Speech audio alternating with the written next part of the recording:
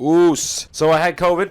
I did. I was up for a while, not feeling great, but I'm back 110%. Now I'm on probably like 75%, mainly because I haven't worked out in a while. Done some, football here and there recently to get, in terms of competition, but I have not been on a regular workout schedule. And back to the YouTube grind. I thought I was going to be able to do some YouTube videos when I was quarantined up, but I did not feel great, so I just said never mind. Okay, but now I'm back specifically because this video is sponsored by Skillshare. Skillshare is a giant platform with thousands of different classes for creators. They got a bunch of different classes that I think you guys would like. They got things that I like. For example, they got a specific class literally for photography that would work well on Instagram. Okay, they got marketing focused things.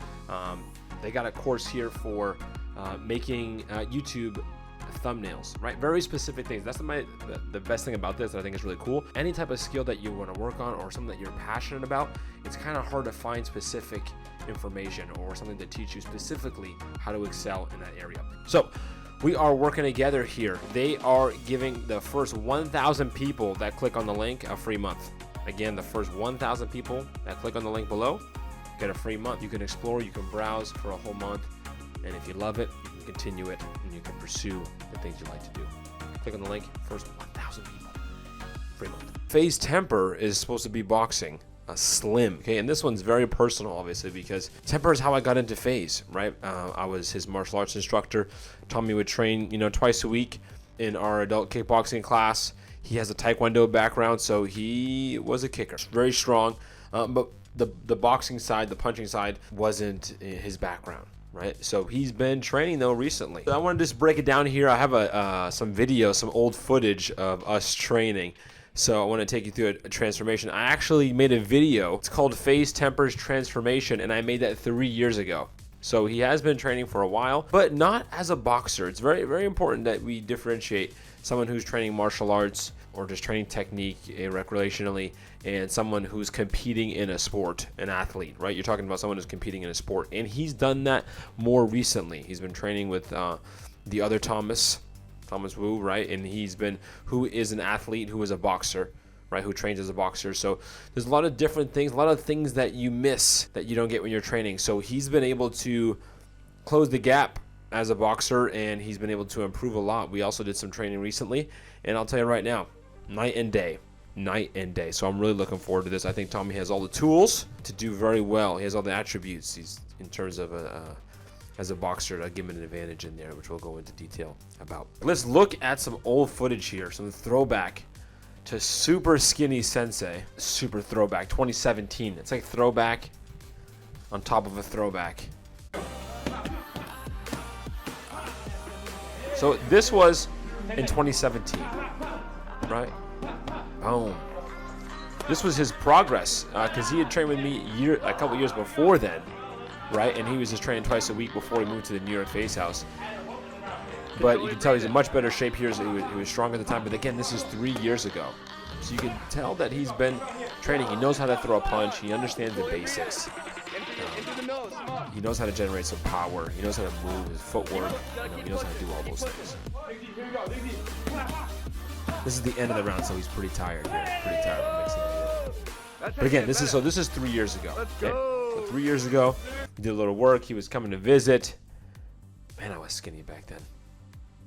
I need to put on the weight. I can put it back on. Bam! Getting me motivated again here. Fast forward 2 more years. Now he's been training at Unbreakable for a little bit, right? Then I'm coming back to visit the FaZe house in Hollywood, right? This is the Hollywood time, FaZe house in Hollywood, because he was training here at Unbreakable. Great gym, super cool. It's just like celebrities everywhere. So just take a peek at the difference in mechanics as he's been training here at Unbreakable. He has not done any boxing training at this point specifically, right? But he's been training at Unbreakable, which has, very good trainers, very good instructors. We did some ladder drills, and then Tommy and I and Coach went in the upstairs cage area and hit you can the tell a bag little and sharper already. Cool stuff. 2 years later, again, he hasn't been training heavily into boxing, but you can just tell a little bit sharper in his guard. Let's look again. We were hitting the bags. We lifted a little bit sharper. One of the instructors took us through some bag training. We hit the mainly bags. his defense, his guard's a lot better. Right, so you can see the transition. You can see he's been improving. But again, this is 2019. 2019. This is before he was training with Thomas. And now here we are. 2021 FaZe Temperrr. Sparring in the FaZe house gym, which I was not happy about. Do not do this. You see what they're doing here? I should report them. Should do a copyright claim for dangerous acts. You see all that metal and weights around there? Man, that's the first thing I did when I saw some of this footage, like on Instagram and stuff. I told them, do not do this. One bad, a slip or a knockout, your head can hit so much right there in this one picture. Okay, that's why I also do not like people who are boxing or messing around in the street on concrete. There is a reason you got gloves on. There's a reason you do that stuff on a canvas in a ring. It is very dangerous, just accidentally. Doesn't mean you get hit or because you lose. If you slip yourself when you're throwing a punch, hit your head on the curb or something. Not good. So, but regardless, let's look at it. So now he's been sparring. Okay, footwork's there, landing shots. See, something like that. Not good. A little overhand there. Gets cracked here. And some people did comment, oh, we got hit by someone lighter. Okay. Yeah, he got hit by a professional boxer. Okay, who knows how to punch. As you can tell, Thomas is working with it and helping him out. So there's nothing to be ashamed of there. So as you can see, okay, first things that you see, right, hands down. Tommy knows all these things, right? We talk about it. We talked about it. So his hands down, he's loose. Again, when you come from a taekwondo background, you're talking about kicking all the time. Your head is leaning back, and everything is about keeping distance and keeping that space between you and your opponent. You're not working on the inside and staying on the inside and fight in the pocket. So that works to Tommy's advantage because he's tall, got long arms, got a good reach. So it's going to be better for him to stay on the outside regardless. The thing that's really interesting to me is Slim. I want to figure out how tall is Slim here. And I know Slim is on the slimmer side. Height 5 feet 6 inches?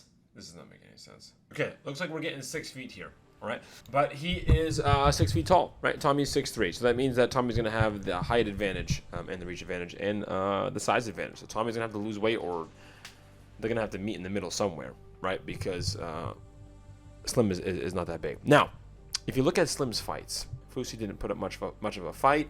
Obviously, the nerves got to him, and he couldn't close the gap. Slim was able to stay on the outside. And if you look at the other fight he had, the guy was not ready to fight at all. I don't know if it was a short notice fight. He just didn't know how to box at all, right? And Slim's been training. He's been training with Adam Saleh. He's been taking it very serious, and he's been training for real. So if you can see that he has some skill, his footwork seems decent. He has a good jab.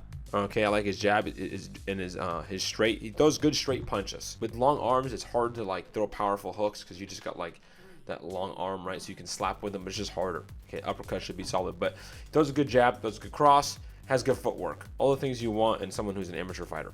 The main thing that you should be looking for here is defense. Okay, Slim has never had anyone who really threatened him. Therefore, his defense was never been challenged. And with Temperrr, same thing. He knows, I've told him a bunch of times. I think everyone knows this when you watch him train and you look at his background.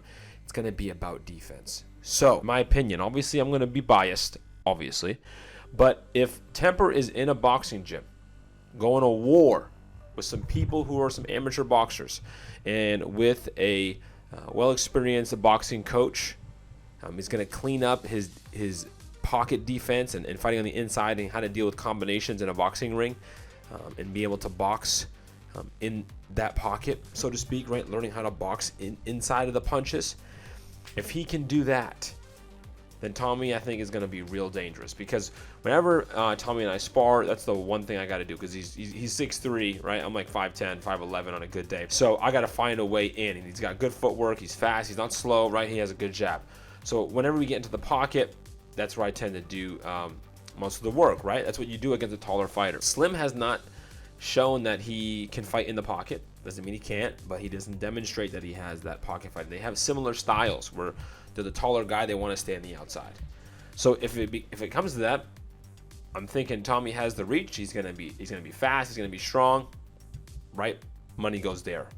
But if Slim shows that he can fight on the inside, Temperrr's gonna have to just clean up that area. But if he does, that will complete his ability, because that's really the only thing he's missing. So I'm excited because I think this is a great matchup for Temperrr's first fight. I know he called out Jake Paul. I think that's too big of a leap to start. I think he got a lot of potential, but you got to have some fights. Jake's been training for real. He has pro experience. It's just a whole other ball game. But I think Temperrr has real potential because of the background, right? And now that when Tommy fights, it'll be the third FaZe member who has competed in this influencer boxing celebrity stuff, or whatever you want to call it. So I really like the idea of a FaZeClan versus the world. If we do an event where, you know, me, Jarvis, Temperrr, and whoever else we could figure out that wants to jump in the ring against a bunch of different influencers, I think that'll be real fun. That could be huge. That could be really cool. But a lot to look forward to. Let me know what you think in the comments. I'm trying to be as honest as I can. I know I've done reactions with and breakdowns of people who are my friends and people who I'm close with, so obviously I'm going to be biased, but I'm trying to give an honest breakdown here of what I think based off their ability and my experience with Tommy. But let me know what you think in the comments below. They're supposed to be fighting soon. I don't know if it's official. I really hope it is. Leave a like and subscribe. Oos!